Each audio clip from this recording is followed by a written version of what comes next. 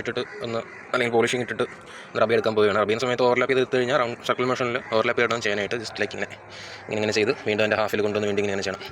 പലരും അറിയായിരിക്കും, അറിഞ്ഞാത്തവർക്ക് വേണ്ടിയാണ് ഈ വീഡിയോ. അപ്പം ക്ലിയർ ഫിനിഷ് ആക്കിയതിന് ശേഷം ഇതിൽ ഞാൻ ചെയ്യുന്നില്ല, കാരണം ഈ ഒരു ഡെൻറ്റ് കിടപ്പുള്ളതുകൊണ്ട്.